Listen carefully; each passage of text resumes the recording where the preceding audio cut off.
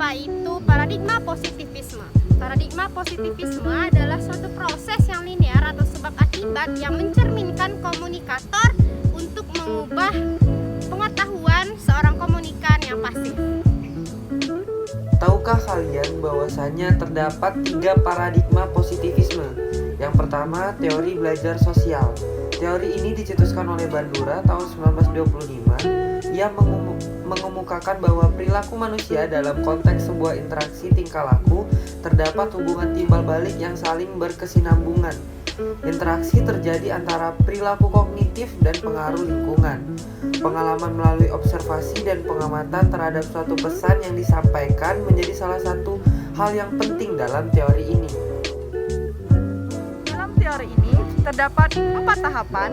Yang pertama, pembelajaran sosial terjadi atas dasar adanya perhatian dan individu. Lalu yang kedua, pembelajaran sosial dilakukan melalui ingatan. Dan yang ketiga, pembelajaran sosial dilakukan melalui tindakan, serta yang terakhir yaitu pembelajaran sosial dilakukan atas dasar motivasi dari masing-masing individu. Yang kedua yaitu teori informatif.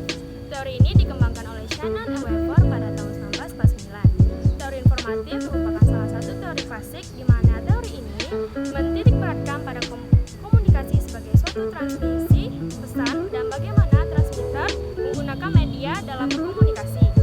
Dalam hal ini, jika sinyal media yang digunakan baik, maka komunikasi akan berjalan efektif. Begitu pula sebaliknya, apabila sinyal media tidak baik, maka komunikasi tidak akan berjalan dengan lancar. Yang ketiga adalah teori komunikasi humanisme. Teori ini dikembangkan oleh Neil pada tahun 1977. Yang diilhami oleh perkembangan psikologi humanisme, komunikasi humanisme pernah diimplementasikan dalam dunia pendidikan melalui humanistik kurikulum. Isi teori lebih menekankan pada pembagian pengawasan dan tanggung jawab bersama antar peserta didik. Dengan harapan nantinya peserta didik dapat menyesuaikan dalam kehidupan bermasyarakat. Selanjutnya kita ke kelebihan teori klasik. Teori ini mempunyai kelebihan. Yang pertama, membahas komunikasi sebagai suatu fenomena mekanistis, matematis, dan informatif. Yang kedua, pengirim pesan dan penerjemahannya melalui kode sehingga akurasi dan efisiensi proses komunikasi dapat tertuju pada sasaran.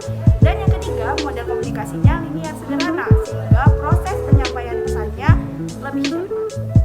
Yang keempat, Rondasi juga mengatasi masalah dalam pentransmisian pesan entropik dalam proses komunikasi. Kelima, pola-pola penyusunan pesan sama dan terstruktur.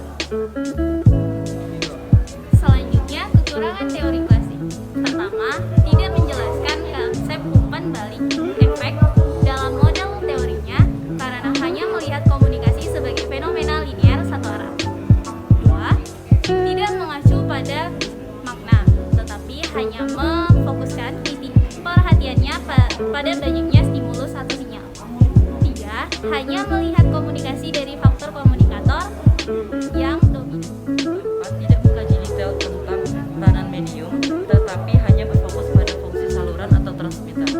Yang kelima, terlalu sederhana dalam interaksi simbolik, padahal terdiri dari aspek yang berkaitan dengan psikologi, kejiwaan, dan juga peran.